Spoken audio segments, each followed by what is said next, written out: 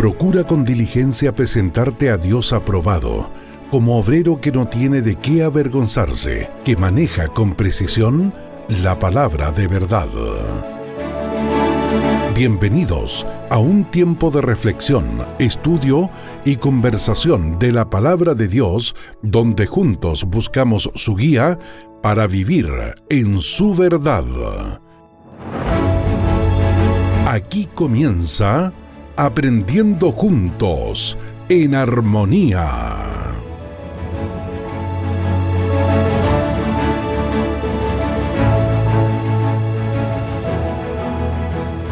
Hola, ¿cómo están? Sean todos muy bienvenidos el día de hoy a su programa Aprendiendo Juntos y en Armonía. Estamos como cada semana aquí junto a mi querido pastor Iván Reyes. Le saludo inmediatamente. ¿Cómo está, pastor? Un abrazo, querido hermano Juan. Qué bueno es poder encontrarnos nuevamente con cada uno de los auditores de Radio Armonía para poder seguir estudiando un poquito más la palabra de Dios, que es la fuente de vida, que el nutriente que necesitamos para nuestro crecimiento y fortalecimiento espiritual. Sí, qué importante como lo menciona, ese nutriente para nuestro crecimiento. Si no, nos vamos a quedar estancados y no vamos a ir llevando fruto, ¿cierto?, en la palabra del Señor y en el conocimiento. Es crecer en toda nuestra vida hasta llegar a la estatura, ¿cierto?, de Cristo. Y la única forma que podemos llegar es conociendo esta maravillosa escritura, todo lo que se nos ha dejado y que nos enseña cómo conducirnos cada día. Y eso es lo que queremos en este programa, ir tratando de ver cómo estudiarla, ¿cierto? ¿Qué nos está diciendo? Y ya empezamos hace varios programas atrás a ver la suficiencia de la Escritura, cómo fue, ¿cierto?, esta iluminación que tiene toda autoridad, esta revelación, ¿cierto? Vimos cómo es inerrante las Escrituras, cómo está dividida también. Pudimos ver cómo está la composición del canon, ahí lo vimos en 2 capítulos. Y ya este día recién, después de todo eso, lo anterior, vamos a entrar a una introducción al Antiguo Testamento. Así que nos queda para mucho en este recorrido, pastor. Sí, así mucho. ¿Qué le parece si nos guía en oración y comenzamos ya en este día? Oremos.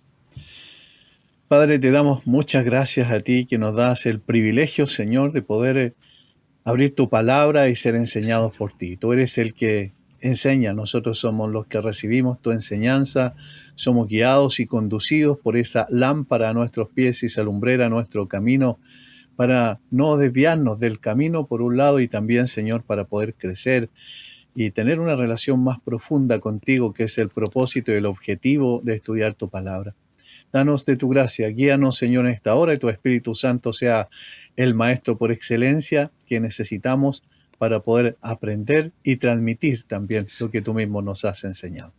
Oramos en el nombre de Jesús. Amén. Amén. Gracias, pastor. Entonces, pastor y profesor, como le digo yo, no traje manzanita hoy día. No pasa nada con las manzanas. No pasa nada. Están fuera de época, parece. ¿Cierto? Ya vamos a entrar ya. ¿Cómo es esta introducción? ¿Con qué comenzamos en esta introducción al Antiguo Testamento? En primera instancia, echarle una mirada así general nada más al Antiguo Testamento. Vamos a pasar por todos y cada uno de los libros, pero con una frase, 2 frases nada más en cada uno de ellos, porque es una mirada de dron, que le llamo yo. Es decir, desde arriba mirando todo el panorama, y luego nos vamos a ir acercando hasta poder hacer un zoom, por decirlo así, y establecernos en cada uno de los libros ya con su temática propiamente tal y todo lo que significa el contenido esencial de cada uno de los libros. Pero esta primera parte es muy importante porque es una especie de paraguas grande bajo del cual nos cobijamos para posteriormente estudiar más en detalle la palabra del Señor en el Antiguo Testamento. Y por eso vamos a hacer una pregunta al iniciar todo esto. ¿Por qué estudiar el Antiguo Testamento? Porque si somos sinceros, la mayor parte de los sermones en nuestras iglesias, en términos generales, yo diría, se basan en el Nuevo Testamento. Y del Nuevo Testamento, la mayor parte se basan en las epístolas, ¿verdad? Si nosotros hacemos un recorrido mental, inclusive, ¿cuántos sermones hemos escuchado del Antiguo Testamento en el último mes? Probablemente va a ser muy poco lo que hemos escuchado de él. Y le tenemos un cierto temor porque hay mucha consideración cultural, de época, porque la distancia entre el tiempo en que se escribió el Antiguo Testamento durante unos 1600 años a el tiempo nuestro es grande, muy amplia. Entonces, hay muchas cosas que han cambiado en el proceso, pero la palabra de Dios no cambia y es pertinente para todos los tiempos. Entonces, ¿cómo podemos ver que es pertinente? Necesitamos estudiar el Antiguo Testamento para contextualizar un poquito de lo que en el Nuevo Testamento ya se da por sabido. Por ejemplo, vamos a poner un ejemplo muy simple para entender.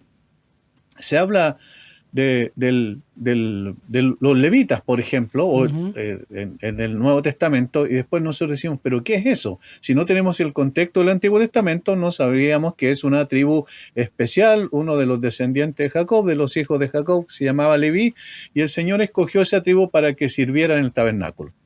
Entonces, en ese sentido, por ejemplo, la parábola del buen samaritano, como que quedaría media trunca al no entender ese contexto del Antiguo Testamento respecto al levita, por ejemplo. ¿Qué es lo que es un sacerdote? El Antiguo Testamento nos dice qué es lo que es un sacerdote.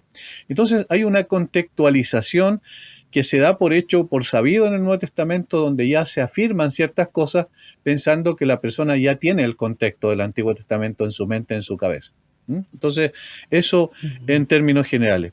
Pero hay dos cosas muy importantes, más importantes que esta, que son dos propósitos por los cuales es importante estudiar el Antiguo Testamento. Primero, el Antiguo Testamento revela el carácter de Dios de una manera singular.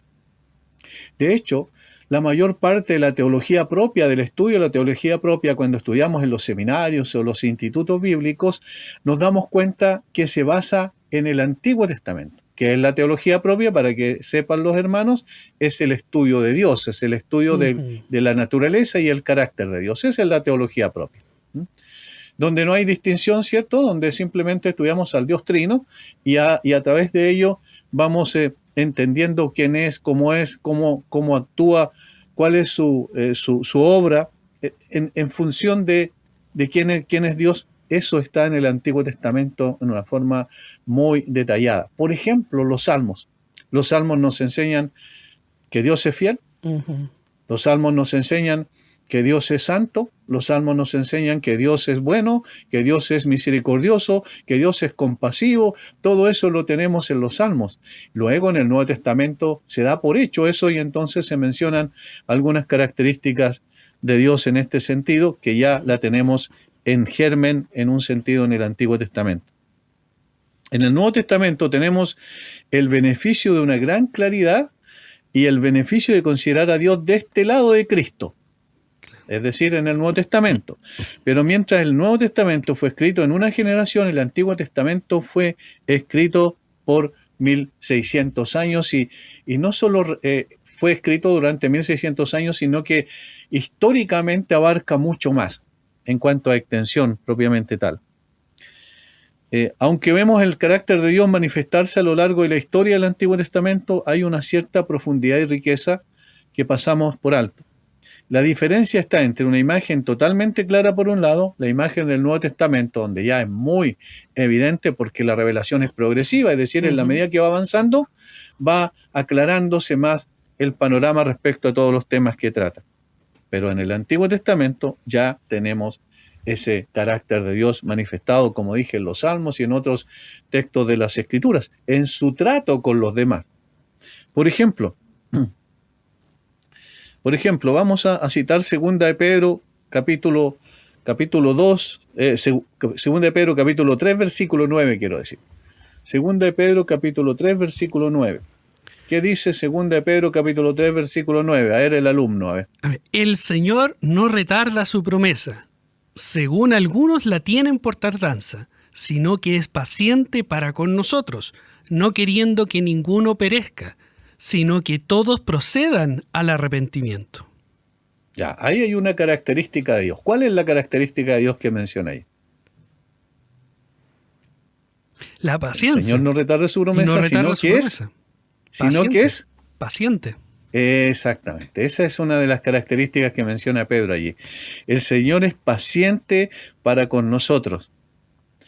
Pero eso, saberlo en términos directos, como lo presentan las epístolas, ¿cierto? En términos de abstracción, para que nosotros podamos entender. Otra cosa muy distinta es ver la paciencia de Dios con su pueblo rebelde en el desierto de Sinaí. No sé si ve la diferencia. Allí se ve la paciencia de una manera, vamos a decir, clara, transparente. ¿Por qué? Porque vemos a Dios siendo paciente una y otra vez.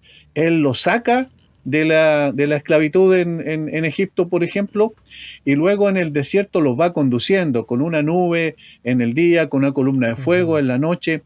El Señor va protegiéndolos, le va proveyendo agua de la roca, maná que cae del cielo, y en el rocío de la mañana llega y ellos recogen y se alimentan.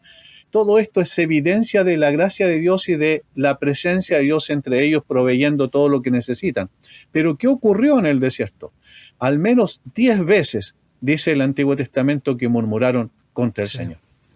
Murmuraron contra el Señor. Hasta que el salmista en el Salmo 78 dice que ellos persistieron en su incredulidad, en su rebeldía. Y dijeron, ¿podrá poner mesa en el desierto después de haber recibido maná del cielo? Es decir, es una contradicción absoluta en la forma en que se comportaba el pueblo de Israel, siempre rebelándose contra el Señor. Entonces, cuando lo vemos en su trato con su pueblo, decimos, evidentemente el Señor es paciente. Sí. ¿Entiende? Hay una ilustración vívida en ese sentido de lo que significa esta declaración del apóstol Pedro. Y se ve la misericordia también. Claro. Fue paciente con el pueblo mientras murmuraban, y cada vez ahí Moisés intercedía ante el Señor. Él los quería exterminar, intercedía, y después tenía una respuesta, ¿cierto? Ante ellos, ok, entonces haré esto con el pueblo. Claro, exactamente. Lo que tenemos entonces es una paciencia extendida, es decir, claro, el Señor sigue siendo paciente, y como bien dice usted, la paciencia y la misericordia son hermanos gemelos en un sentido, porque obviamente la misericordia tiene que aplicarse para que la paciencia se mantenga, porque si el Señor dice hasta aquí nada más y viene el juicio, ya no hay paciencia ni hay misericordia. Pero cuando el Señor no trata al pueblo como merecía, conforme a su rebelión, esa es expresión de su misericordia, lo cual habla también de esta paciencia. El apóstol Pedro dice, el Señor no retarda su promesa, sino que es paciente para con nosotros. Es también vemos la paciencia del Señor en la tierra, ya en la tierra prometida, a lo largo de los jueces. ¿Recuerdan lo que dice ahí como un estribillo de una canción fúnebre, podríamos decir, que dice, en aquel tiempo no había rey en Israel y cada uno hacía lo que bien le parecía? Eso es muy triste, porque muestra a un pueblo rebelde que hace su propia voluntad. No obstante, el Señor, habiendo manifestado su gran misericordia y compasión al levantarle un juez tras otro, para que los condujera, los llevara a la libertad y luego pudiesen adorar al Dios verdadero. Pero ellos, dice el libro de los jueces, dejaban al Señor e iban tras sus dioses paganos de los pueblos circunvecinos, de tal forma que allí también se ve la paciencia del Señor. Es paciente también el Señor en la monarquía, cuando ellos piden un rey. ¿Recuerdan a Samuel? Le piden un rey, y el Señor establece un rey como según lo que ellos querían, ¿cierto? Saúl, y el mismo Señor lo toma y lo coloca como rey, pero resulta que este hombre fracasa miserablemente porque aparta de sí la palabra de Dios, hace su propia voluntad, no obedece al Señor, y finalmente el reino tiene que ser quitado de Saúl y dado a David, como bien sabemos. Por lo tanto, aquí hay otra evidencia de la paciencia del Señor. Vamos después a los profetas más adelante y nos encontramos con que, si ustedes leen todo el libro de Ezequiel, del profeta Ezequiel, se van a dar cuenta que una de las palabras que más se repite respecto al carácter de los israelitas, del pueblo de Dios, era rebelde. Un pueblo rebelde y contradictor, un pueblo que todo el tiempo se rebelaba contra el Señor a pesar de la evidencia de su maravillosa bondad para con ellos. No obstante, siempre se rebeló. Y el Señor fue paciente por siglos con el pueblo de Israel. De tal forma que aquí en el Antiguo Testamento tenemos esa Si queremos enseñar sobre la paciencia, bueno, podemos ir al Antiguo Testamento y pasearnos por todo el Antiguo Testamento donde se ve la paciencia del Señor. Pedro dice en unas par de frases, que Dios es paciente para con nosotros. Y nosotros en el Antiguo Testamento vemos, sí, verdaderamente es paciente. Y lo podemos ver reflejado en la actitud que el Señor tuvo hacia su pueblo rebelde. Es un ejemplo nada más de lo que estamos diciendo, por qué es importante estudiar el Antiguo Testamento, porque ahí conocemos a Dios, su carácter, su naturaleza. Sus atributos. Hay una segunda razón o un segundo propósito, y es que el Antiguo Testamento nos habla de Jesús. Nos habla de Jesús. Ahora, no en forma directa, no aparece ningún texto en el Antiguo Testamento que diga Jesús, ¿verdad? Uh-huh.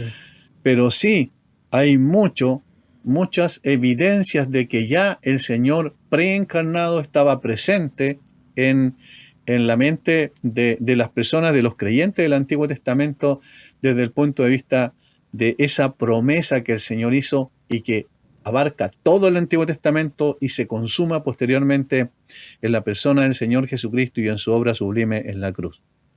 Por ejemplo, el Antiguo Testamento es el contexto para los acontecimientos del Nuevo Testamento. Y lo dijimos al principio, es el contexto para los acontecimientos del Nuevo Testamento. Para que podamos estar seguros históricamente, pero también temáticamente. Es decir, no solo nos da el contexto histórico, sino también temático. Desde el sacrificio de Abraham, por ejemplo, Dios pasó 2000 años preparándonos para la idea de un sustituto a nuestro favor. ¿Cómo sabemos eso? Génesis 22. Cuando él iba a sacrificar a su hijo, el Señor demanda que Abraham sacrifique a su hijo, ¿recuerdan? Y el Señor, Abraham, va y está a punto de sacrificarlo, y el Señor le dice, mira atrás de ti. Y había un carnero trabado en un zarzal de sus cuernos, y entonces le dijo, tómalo y sacrifícalo en lugar de tu hijo. Ahí hay un concepto temático muy importante que es la doctrina que conocemos después en el Nuevo Testamento como la doctrina de la sustitución. Por ejemplo. Así es como entendemos lo que hizo Jesús en la cruz, entonces. Murió en lugar nuestro y en favor nuestro. Eso es lo que dice la Biblia después. El cual no hizo pecado por nosotros, lo hizo pecado para que nosotros fuésemos hechos justicia de Dios en Él. Él se colocó en el lugar de los pecadores, los transgresores, recibió la justa ira de Dios sobre sí, para que nosotros pudiésemos tener misericordia, ¿cierto? Y no juicio. Él recibió el juicio, nosotros recibimos misericordia. Entonces, ahí hay un ejemplo práctico de que vemos que el Antiguo Testamento también marca lo que viene siendo el contexto histórico y el contexto temático respecto de Jesús. Segundo, el Antiguo Testamento es la fuente según un recuento que hizo una persona que escribió el material en cuestión, dice que 295 referencias y 600 alusiones en el Nuevo Testamento que nos ayudan a comprender quién es Jesús. 295 referencias y 600 alusiones en el Nuevo Testamento del Antiguo, ¿se entiende?, que nos ayudan a comprender quién es Jesús. Un ejemplo, Salmo 22, es el Salmo de la crucifixión, eso es evidente, lo podemos notar claramente desde el principio. ¿Cómo empieza el Salmo 22? Dios mío, ¿por qué me has desamparado? Isaías 53, por ejemplo, es el gran poema del siervo sufriente, de aquel varón de dolores experimentado en quebranto. Después lo vemos en el huerto de Getsemaní, sufriendo ya de una manera terrible, y posteriormente lo más complejo cuando estaba en la cruz en las últimas horas, y él exclama como el Salmo 22, ¿cierto? Dios mío, ¿por qué me has desamparado? Por lo tanto, tenemos un conocimiento práctico del Antiguo Testamento que nos prepara para poder entender quién es Jesús.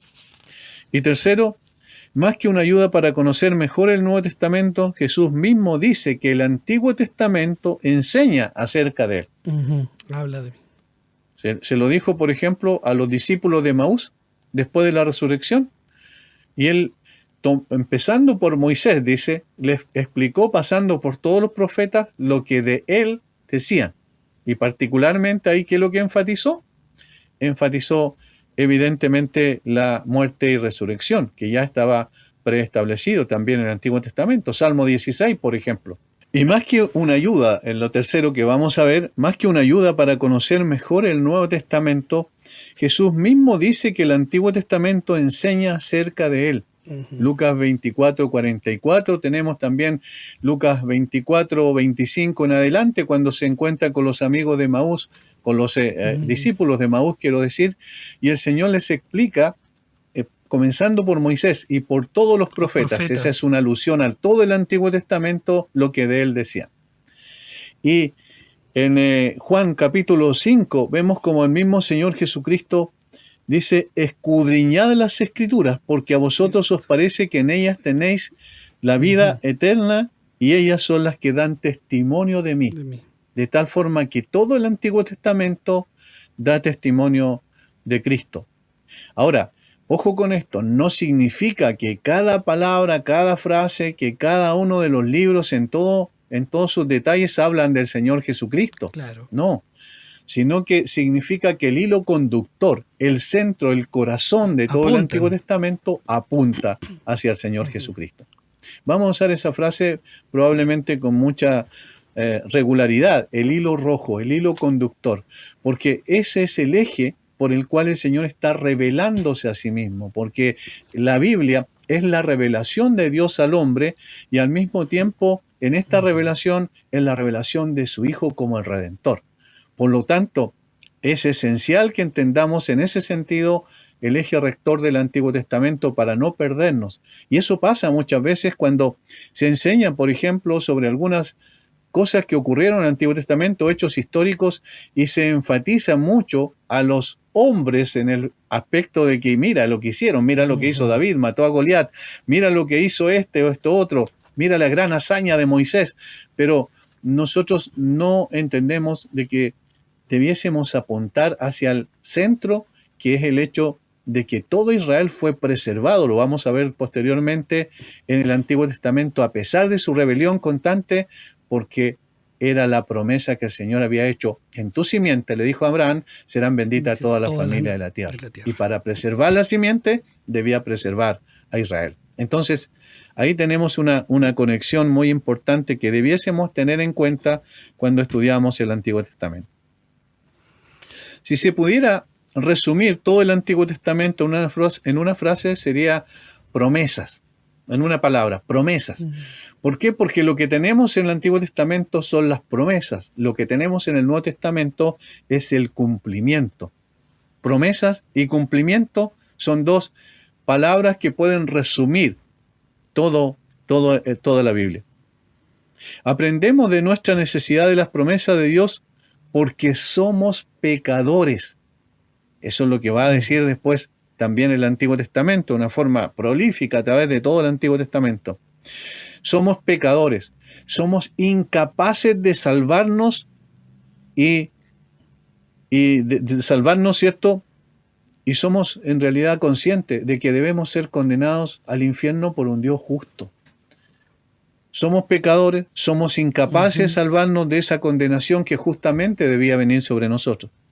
Sin embargo, aprendemos de nuestro Dios, hacedor de promesas, quien en su misericordia nos promete lo que nunca seríamos capaces de alcanzar por nosotros mismos. Es decir, lidiar con el problema del pecado y zafarnos de la condenación que trae consigo el pecado. Ninguno de nosotros, ningún ser humano puede zafarse de esa situación. Está bajo la justa ira de Dios. Eso es lo que la Biblia enseña. Ahora, si Dios no se comprometiera con nosotros a hacer algo para sacarnos de esa condición, entonces no tendríamos ninguna posibilidad ni de poder algún día decir, bueno, somos libres de la condenación del pecado. Dios es el que obra. ¿Recuerdan lo que dijo Jonás? La salvación es de Jehová. Hay una evidencia de que el Señor tiene que obrar para poder sacarnos de esa condición. De igual forma, como veremos más adelante, en esta exposiciones, el mensaje del Nuevo Testamento son promesas cumplidas, ¿cierto? Como dije yo, promesas, Antiguo Testamento, cumplimiento, Nuevo Testamento. Específicamente cumplida en Jesucristo. Así es. Entonces, ¿cómo son las promesas hechas? Durante el resto del desarrollo del Antiguo Testamento vamos a recorrer toda esta parte de la Biblia de principio a fin. No una, sino 3 veces diferentes para poder ir viendo como en una mirada de dron todo esto. Es decir, acercándonos al conocimiento general de lo que contiene el Antiguo Testamento y vamos a verlo desde 3 puntos de vista. Primero, un panorama histórico.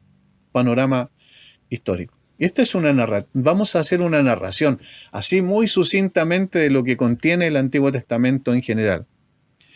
La Biblia empieza en la página 1, obviamente, en Génesis 1:1. En el principio creó Dios los cielos y la tierra. Con la creación de Dios, entonces, se inicia todo lo que conocemos como el relato del Antiguo Testamento, la creación de Dios del universo, por una acción de parte de Él. Dios mandó y existió, y Él dijo y fue hecho. ¿Recuerdan? El Salmo nos dice eso, nos recuerda de la nada. Esa, según los teólogos, es la creación ex nihilo, es decir, de la nada, que es una palabra simplemente latina, ¿cierto?, para describir esto. El Señor creó de la nada todo el universo. Y la corona de la creación de Dios fue el hombre. En Génesis 1:26 dice, entonces dijo Dios, hagamos al hombre. Entonces es una referencia a todo lo que venía aconteciendo. ¿Qué es lo que venía aconteciendo? Que Dios creó todas las cosas, ¿cierto? Los astros, la luna, las estrellas. Dios creó las cosas aquí en la tierra, todo eso. Y obviamente el Señor, como corona de la creación, creó al hombre hecho a imagen y semejanza de Dios. El único ser que Dios creó hecho a imagen y semejanza de Él. El ser humano hecho a su imagen y semejanza fue hecho así para reflejar el carácter de Dios. Ese es el propósito. Estos son los capítulos 1 y 2 de la Biblia.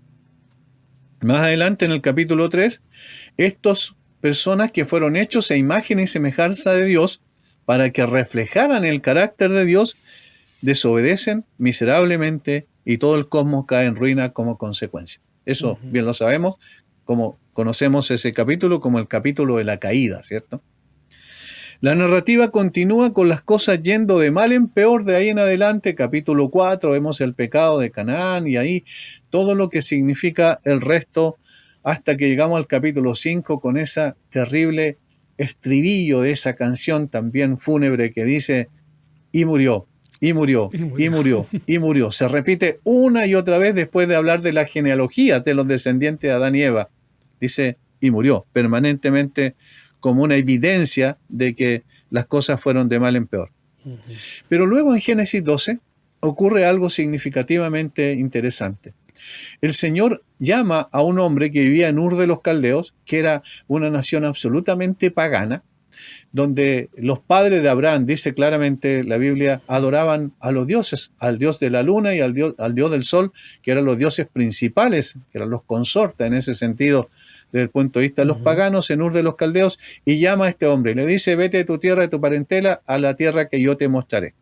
Deja a tu tierra, a tu parentela, y ve a la tierra que te mostraré. De allí, entonces se produce un punto de inflexión en esta parte muy importante. El capítulo 12 de Génesis es esencial en lo que significa la revelación de Dios y la promesa que Dios hizo. Dios comienza entonces allí el plan de redención, llamando a Abraham para ser el primero de su pueblo. Dios lo conduce y finalmente a su familia, a su lugar, la tierra prometida de Canaán. Después de una serie de giros providenciales, este pueblo termina como esclavo en Egipto. No vamos a profundizar todavía en el plan de redención porque estamos haciendo un panorama general, pero el capítulo 12 es esencial. Pero después de una serie de giros providenciales termina en Egipto por causa de la hambruna. ¿Recuerdan? Este pueblo, que en el fondo es una familia. 76 personas entran a Egipto, dice la Escritura.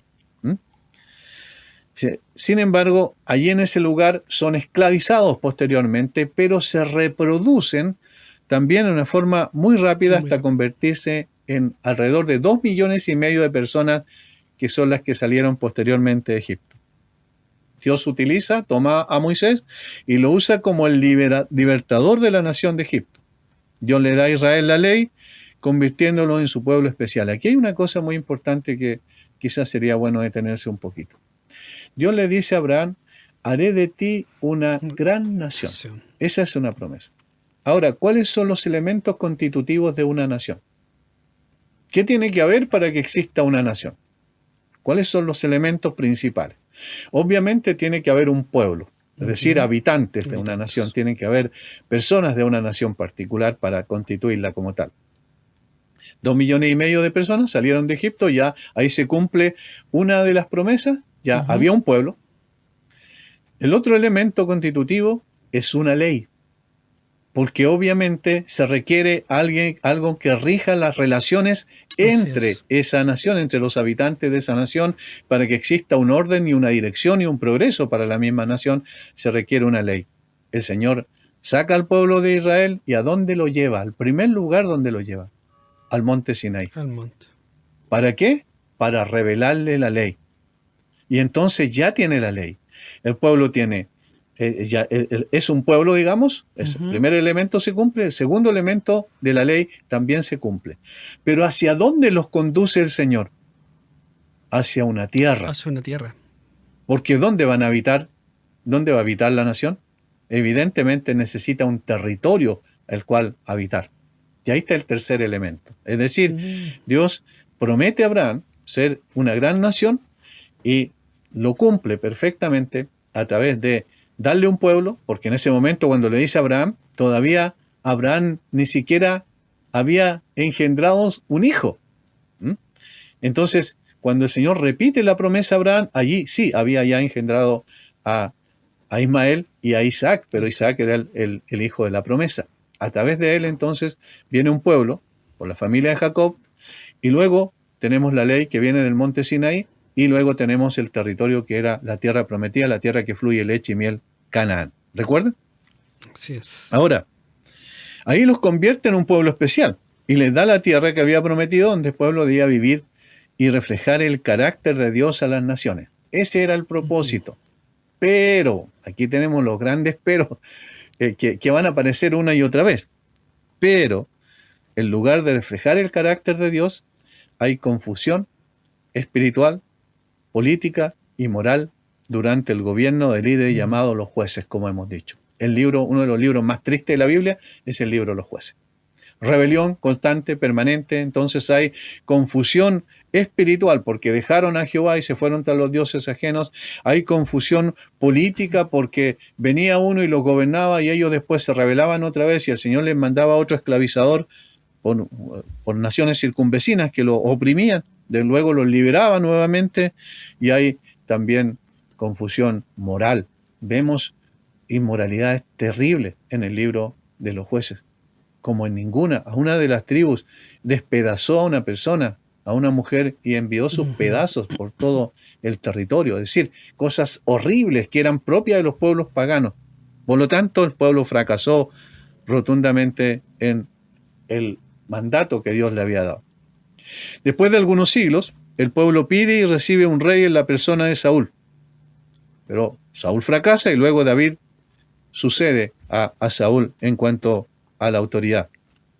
El reinado de David es el que mejor representa el arquetipo de un reino en el que el escogido de Dios y la palabra de Dios gobiernan a su pueblo en el lugar escogido por Dios. Es decir, Dios escogió a un rey, este rey escogido realizó su mandato en términos generales, es decir, como rey durante 40 años, bajo la autoridad de la palabra de Dios, conforme a la voluntad de Dios. En términos generales, estamos hablando porque obviamente sabemos que David también erró en su vida. El reino posiblemente alcanza su tope en el tiempo de la prosperidad y la construcción del templo por el hijo de David, Salomón. Eso lo tenemos claro. Pero David es pecador y sus descendientes son peores que él. De hecho, él es un elemento de comparación. Después, cuando habla de por ejemplo, de los 20 reyes que gobernaron en Judá y que fueron descendientes de David, dice, y no anduvo en los caminos de David su padre, o anduvo en los caminos de David su padre. Entonces es un estándar, es un elemento comparativo el reinado de David, pero sus descendientes no fueron mejores que él bajo ninguna circunstancia. Claramente, este no era el plan completo de Dios. El reino se divide en dos. Ambas partes de la nación ahora dividida caen en la idolatría, hasta que finalmente Dios destruye la mitad del reino del norte. 722 a.C. son llevados cautivos por los asirios, producto de su idolatría rampante. Poco tiempo después, o algunos siglos después, 586 después de Cristo, el Señor también envía a Judá al cautiverio, como bien conocemos, lo más conocido, el cautiverio babilónico. Poco más, entonces Dios está mostrando que Él ejecuta su juicio sobre los rebeldes, en este caso, sobre los rebeldes, las 10 tribus del norte, llamada Israel, y las 2 tribus del sur, llamada Judá. Y aquí termina la historia del Antiguo Testamento en términos históricos, con el pueblo reducido a una posición de máxima desesperación y dependencia de Dios. Esta es la narrativa recogida en los 39 libros del Antiguo Testamento. Podemos dividirlo colocando los primeros 17 libros en una categoría: la narrativa de la creación hasta el regreso de los exilios de Babilonia. La siguiente sección de la escritura es llamada los escritos, que abarcan desde Job hasta Cantar de los Cantares. Y los últimos 17 libros son los profetas, desde Isaías hasta Malaquías. Ahí vamos a hablar en una forma más detallada ya de lo que esto significa, y vamos a profundizar un poco más en ello. Pero este contexto histórico es necesario que lo tengamos en cuenta. Notan cómo todo gira en relación al eje central, a la promesa de Abraham, que al mismo tiempo, vamos a ver después, se desprende de Génesis 3:15, que es la primera promesa, y desde ahí comienza el desarrollo con Abraham y su descendencia. ¿Hasta aquí vamos bien? Sí, y bien cansado la mano, ya está, pero... Pastor, ya, quedamos en los 17, ¿cierto? Que hablan los 17 primeros libros en la narrativa, en lo que es la narración de la creación primero. Hasta el regreso de los exiliados de Babilonia. Eso es históricamente. Creación. Después tenemos los escritos, que es de Job hasta el Cantar de los Cantares, ¿cierto? Exactamente. Que es una sección especial, que es una sección de libros de sapiencia o sabiduría, como se llama. Y después viene... Y los últimos 17 libros son los profetas, desde Isaías hasta Malaquías. Hay 5 libros de lo que se conocen como los profetas mayores y 12 libros de lo que se conocen como los profetas menores. Esos son 17 libros. Si las matemáticas no me fallan. Mayores y los 12 profetas menores. Bien anotado aquí. Exactamente. Entonces, todo esto va a entrar en la prueba. Entonces son 17 libros en una categoría que incluye la narrativa desde la creación hasta el regreso de los exiliados de Babilonia. Eso es todo el tiempo histórico el que abarca. El segundo, los escritos, es desde Job hasta Cantar de los Cantares. Job hasta Cantar de los Cantares. Y los últimos 17 libros son los profetas, desde Isaías hasta Malaquías. Hasta Malaquías. Y ahí se dividen los profetas mayores, los 5, y en 12 profetas menores. Exactamente. Que de hecho los judíos le llamaban los 12 y consideraban un solo libro. ¿Hasta ahí vamos bien? Y hasta ahí vamos bien, pastor. Yo creo que hasta aquí nos pidió el programa también. Ya. Aquí vamos a tener que parar. Entonces vamos a tener que seguir con la introducción porque es mucho más larga que esto. Sí. Pero entonces dejamos dos programas para la introducción. Perfecto. Y así queda más sostenido también. Si no los van a reclamar los alumnos, pastor. Y se da cuenta de una cosa interesante. Aquí vamos teniendo un panorama muy, muy interesante respecto a todo el Antiguo Testamento, porque así entonces cuando nosotros vamos a una parte, una fracción del Antiguo Testamento, algunos párrafos, algunas historias que se cuentan, vamos a tener en consideración el hecho de que lo más importante es lo que se refiere a la narrativa de la preservación de esa simiente que le prometió a Abraham y cómo el pueblo de Dios ha de reflejar a Dios, pero cómo miserablemente se revela constantemente y fracasa, y eso muestra lo que dijimos al principio, que es imposible, quiero decir, que el pecado y la rebelión está pegada al corazón del ser humano por la caída, que no puede agradar a Dios con sus obras y todo lo que él pueda pretender hacer, que no tiene mérito alguno para ser aceptado por Dios, pero que la gracia y la misericordia de Dios se extienden durante muchos siglos en el Antiguo Testamento y finalmente el Señor deja caer su ira en un juicio terrible sobre su propio Hijo para que nosotros podamos tener la posibilidad de tratar correctamente con el pecado. Así es. Ahí podemos recién entender, como decía usted, todo este panorama, todo el hecho, esa mirada desde dron. Me gustó eso, pastor. Como actualmente ya están estos sistemas, los drones, una mirada desde muy arriba con unos lentes así, bien, un catalejo, ¿cierto? Bien de lejos, y ya vamos a ir poniéndonos lente para ir introduciéndonos un poco más a cada capítulo, lo que va tratando esta maravillosa escritura. Gracias, pastor. Así que nos dividimos, quedamos aquí en esta frase, voy a dejar anotado para que continuemos en el próximo programa de Aprendiendo Juntos y en Armonía. Un gran abrazo, pastor, y a todos nuestros hermanos también. Espero que sea de provecho para cada uno de ustedes. Recuerden ahí estar tomando sus apuntes. Esto va a durar bastante, así que les va a ayudar mucho también. Nos va a ayudar mucho para comprender cómo está hecha, cómo está constituida toda la Escritura. Así que el Señor les guarde, les fortalezca. Recuerde suscribirse a nuestro canal de YouTube. Así que ahí comparta también con otros. Señor les bendiga.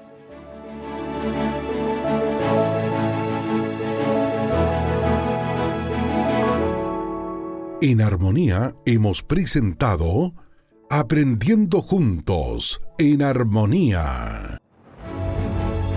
¿Quieres volverlo a escuchar?